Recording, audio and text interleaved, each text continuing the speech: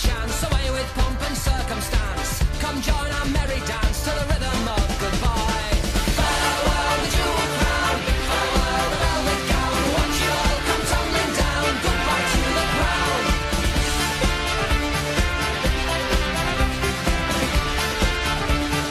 Goodbye to the crown.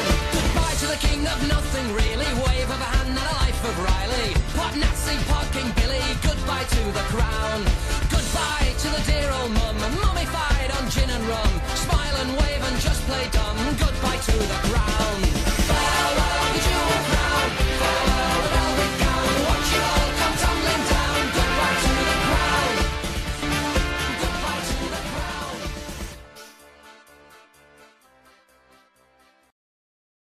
Very warm greetings to you and welcome to another edition of The Monarchy. I'm Samson Sees, and this is the controversial programme about Britain. We give you political stories about the UK, but from a counter-mainstream angle that you are very unlikely to come across on corporate television networks. So let's take a look at today's divisive menu.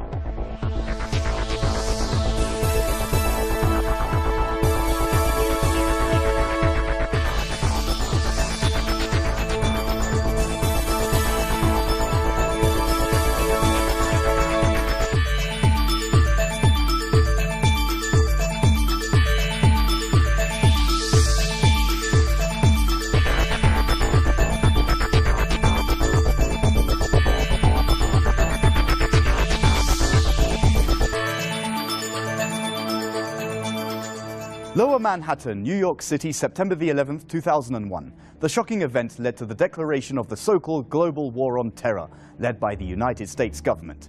The world changed after 9/11. Since then, governments across the world, and the British government in particular, have introduced anti-terror laws which have compromised essential liberties in the society. But that was not enough for the British officials. On the morning of July the 7th, 2005, Londoners started their days with the panicking news. On that day, several explosions occurred on the public transport system in the City of London. 56 people, including 4 alleged suicide bombers, died in 3 explosions on the London Underground and 1 explosion on a London bus. Within hours, the British government, the Metropolitan Police, intelligence agencies, and many others started to propagate stories that simply did not add up to common sense. 9 years on, and there is still no clear picture of what happened that day. British officials hoped that time will erode the ambiguities, but they are now turned to snowballs attracting more attention among the public.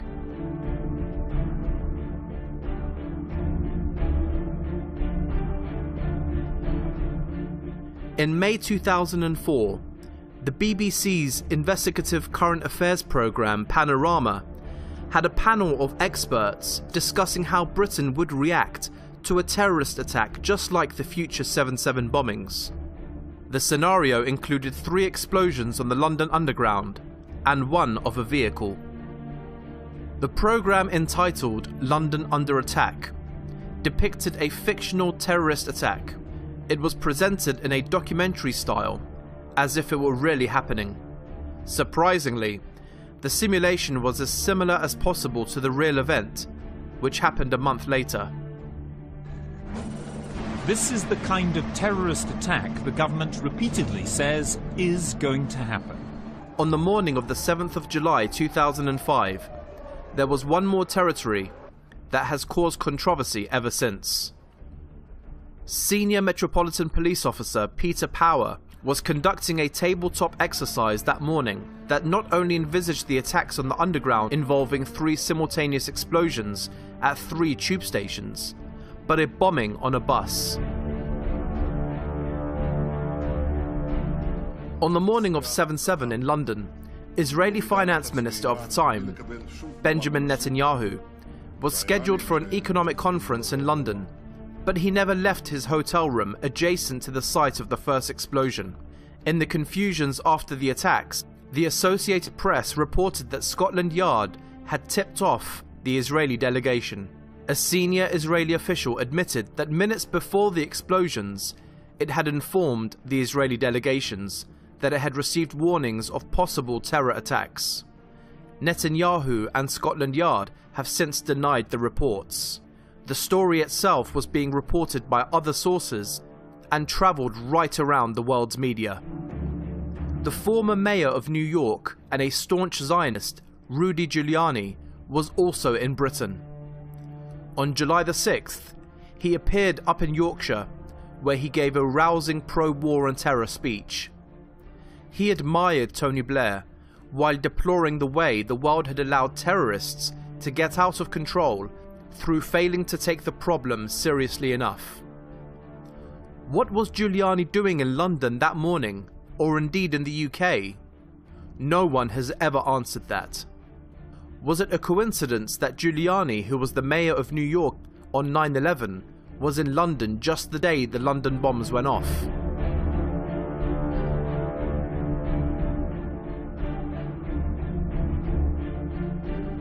Although there have been suspicions and anecdotal evidence of a fifth or more bombers, the official 7/7 story claims that only 4 homegrown extremists were responsible for the attacks.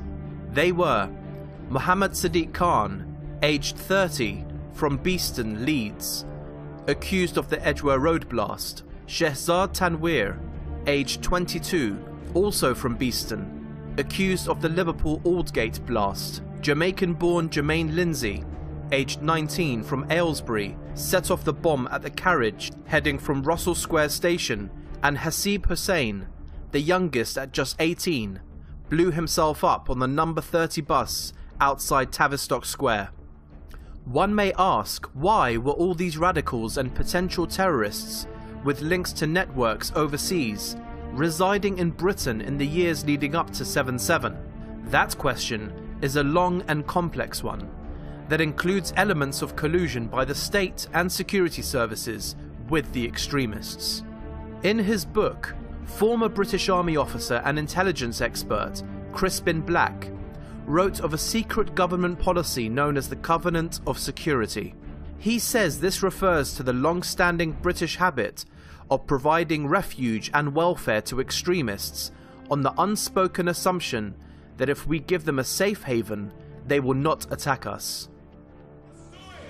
Under the Covenant, Britain spent years harbouring hate-filled preachers like Abu Hamza, former Imam of the Finsbury Park Mosque, and Omar Bakri, former leader of the Al-Muhajiruns, now Muslims Against Crusades. In fact, at various stages, both men were assets of the MI5 and the MI6.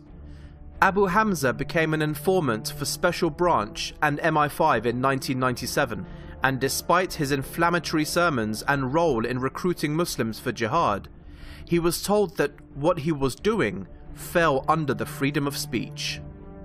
"You don't have to worry unless we see blood on the street," the authorities told him. While they were turning a blind eye, Hamza was training young men how to use AK-47s, handguns, and mock rocket launchers during country retreats. He was preparing them for the tougher times they could face overseas that the authorities also knew he was funding. Hamza was so protected on British soil that the French even considered kidnapping him. Egypt was so concerned that they offered to swap him for a British prisoner, but they were turned down. Richard Reed, the shoe bomber, was a regular attendee of Hamza's Finsbury Park Mosque before he attempted to down American Airlines Flight 63. Hamza's influence also did not escape those surrounding the future 7/7 bombings. Alleged bombers Mohammed Sadiq Khan, Shehzad Tanweer, and Jermaine Lindsay had all attended his sermons at various stages. Was Britain really in such a position that it was safer to harbour extremists than it was to challenge them? One possibility is that the Covenant was really to benefit Britain's foreign policy goals. It's easy for the government to say 4 crazy Muslims attacked Britain, but things get a lot more complicated when those 4 grew up in an extremist environment which the government themselves permitted. On the one hand, British citizens were told we're fighting a war on terror, But on the other hand, their government helped and supported the terrorists. What's more worrying is that they may not have learned a lesson about this appeasement and collusion. Since at least the 90s, the government and its intelligence agencies put Britain at risk by harbouring Wahhabi extremists and allowing them to groom young British men for jihad overseas when it suited their foreign policy.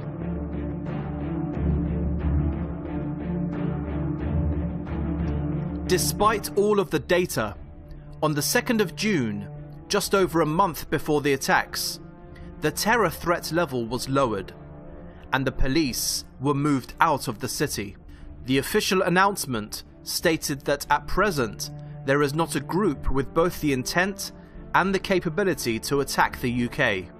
So on the one hand, officials were warning about attacks on the underground, and were conducting drills and exercises in preparation.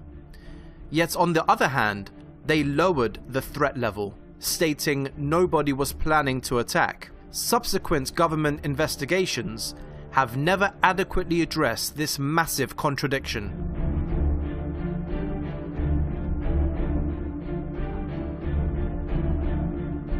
On the 1st of May 2007, survivors and relatives of those killed on July the 7th, 2005, delivered a letter to the Home Office calling for an independent and impartial public inquiry into the attacks. That was brusquely rejected by the government. Perhaps what's nonsensical and offensive is that survivors and family members of the victims had to wait 5 years for any judicial hearing. What did take place was an inquest, although it was long overdue. Its scope was limited, and the coroner's main goal, without certain guilt, was to determine how the deaths occurred. Nick Clegg and David Cameron picked up on the events when they were in opposition and scolded Blair from rejecting the public's wishes. But now the coalition is in full swing. They too have shown no interest in getting to the truth behind Britain's most devastating terrorist atrocity. Rather than becoming more transparent about their actions and protocols, and more importantly their collusion with the very terrorists that citizens are supposed to be protected from, in November 2011, Foreign Secretary William Hague revealed plans to restrict further the ability of courts to discuss in public the work of MI5 and MI6, who suggested intelligence data should only be discussed in secret court hearings. If that was the case following 7/7, we may not have been privy to most of the information covered in this report. What exactly are they trying to hide?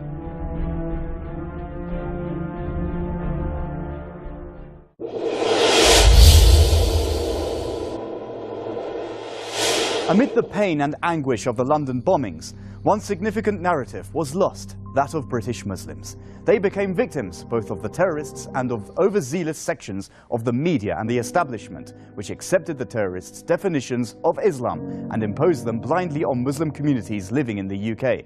To discuss more about the issue, I have interviewed prominent guests presenting their opinions.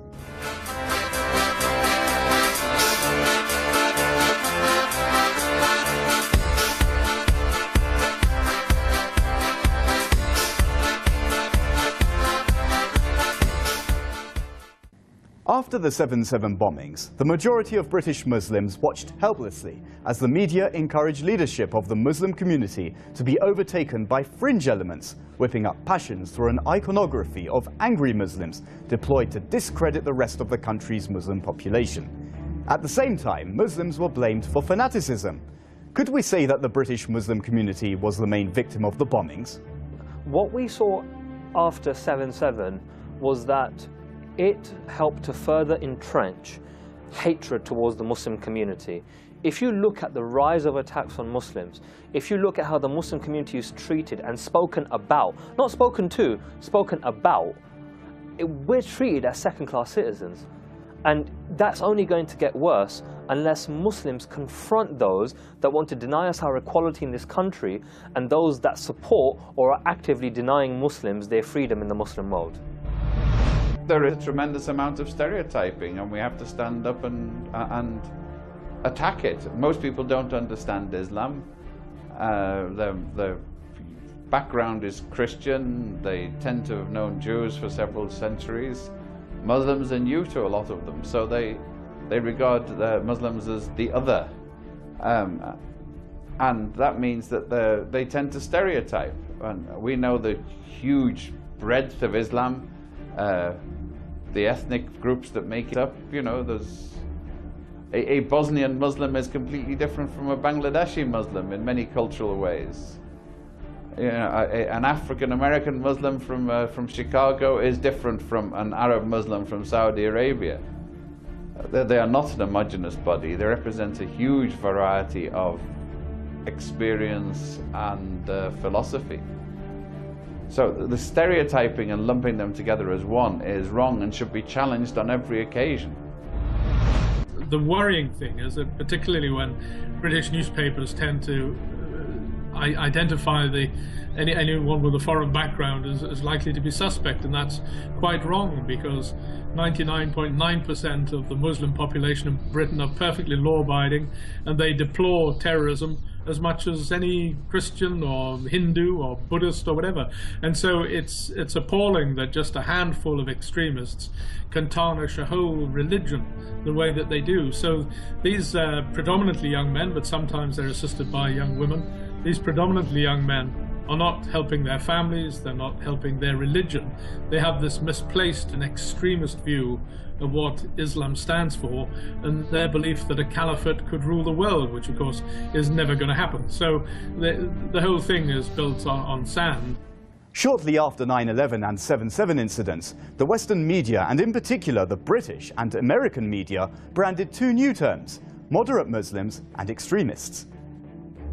Yeah, I mean, the argument that's often put forward by many Islamophobes is that these people have become too extreme in their religion and that we need the more moderate Muslims to speak up. And you have to be careful of that language anyway, because when they say you should be moderate in your religion, what they mean is that you need to actively moderate your faith, because if you follow it too much, you might end up blowing up a building too.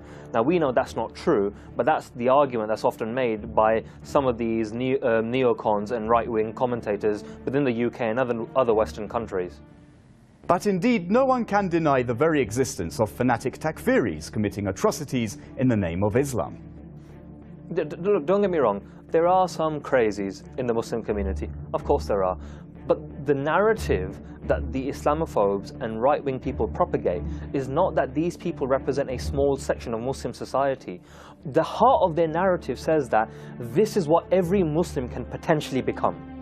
And that is why Muslims just have to counter that. Yes, we have crazy people. Yes, we have stupid people like Anjum Chowdhury within our community. Yes, we have some crazy hate preachers. But there are some, and the Islamophobe narrative around Islam and Muslims is incorrect. And that has to be confronted head on. There can be no leeway, no discussion around that. Because in their narrative, what it's saying is, at the very fundamental basis of your religion, any of you could become extreme. Well, I think that it's good news that more imams are now speaking out against this, because I think some of these young men fall under the influence of extremist preachers who have no real faith at all. What they're after is political power and money. They make a lot of money doing this. This is like gangsterism, because they have so much money, and they disguise themselves as religious, but they're not religious at all. They don't follow the holy word, and they don't follow the interests of their society, and so they're evil people. And it's good that more mullahs and more imams and more teachers are speaking out against them, because the community needs to understand these young men who turn to violence and extremism do not represent the faith of the Muslim. So Takfiri fanatics are also damaging real Islam, providing the argument for anti-Muslims to tarnish all Muslims as fanatics. Yeah, exactly. And the one thing I would definitely agree with you on that is that people like Anjum Chowdhury are presented as a face of Islam. But not only that, they're presented as it's the perfect boogeyman. You know, when you need a Muslim to make a stupid comment on the media, who are you going to send? you're going to send Amjad Chowdhury, aren't you, at the end of the day? And I think it's very interesting because there's nothing that he says that actually helps the Muslim community in this country. It doesn't deal with Islamophobia, it doesn't deal with bigotry, it doesn't deal with the issues at hand, it doesn't actually tackle Islamophobes' narratives and what right-wingers and neocons are saying.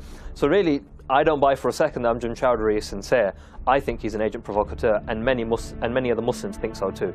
It's interesting though that many of these people are often propped up to show how Islam is extreme, and it really feeds into what many right-wingers and neocons want to get across, which is that Islam is alien to our Western way of life, and it's just the perfect evidence to make their point that Muslims cannot fit into British society. This has provided the ground for anti-Islam forces to isolate Muslims in the West, blaming all Muslims for the atrocities committed by Takfiris. They claim Muslims are the root of the problem, so they should deal with it themselves. The argument that says that Muslims need to do more to deal with their problems, that is actually something that Islamophobes push. And I don't think any Muslim should ever go down that argument, because what it does is it puts the blame on the Muslim community, saying that you've got this problem. Why are some of your people so backward and so extreme? And what are you going to do about it? And what it does is it creates more animosity towards Muslims by the general British public. Instead, what Muslims need to do is turn and face the Islamophobes and confront them and say, no, actually any extremist views or any anger within the Muslim community is not born out of our religion or our own general views. It's born out of Muslims saying they've had enough of Muslims being oppressed around the world. And that is what we need to do, just confront them head on that point. Because if you try to reason with an Islamophobe, they're an Islamophobe. Most of them are right-wing nutcases. They don't see you as an equal human being. They're not going to want to take your points on board. Anytime you try to argue, oh, Islam is peace, oh, Islam is like this, etc., all they will see is that Muslims are making excuses for their barbaric religion and their barbaric people. So what you do instead is that you confront them and say, no, it's nothing to do with our religion. It's to do with Western imperialism. It's to do with Muslims being denied their freedom and Muslims now resorting, and that's the thing, they've had to, as a last resort, taken up arms and gone to violence. But no Muslim wants to go to violence, but it's because they've been denied freedom for so long. And when you make that argument, it changes what you're discussing. The discussion then becomes, why is the West, and why are Western nations, why have they allowed for Muslims to be denied their freedom for so long? And when you have that debate, the Islamophobes can't win on that, because they know that most of this imperialism, what they want people to believe is that this Western imperialism is a result of that we need to clean up the mess made up by these Muslims, we need to stop these extremists. No, most of what's happened is because of Western imperialism, and we need to confront them on if they make any other argument, confront them on that, because that's the only way you can deal with a bigot.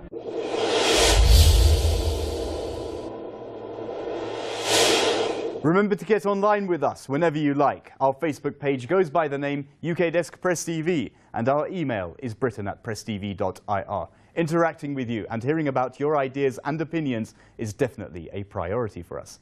Carry on watching The Monarchy, because the monarchy will certainly carry on watching the UK. Stay well, stay safe, and goodbye from me and the team.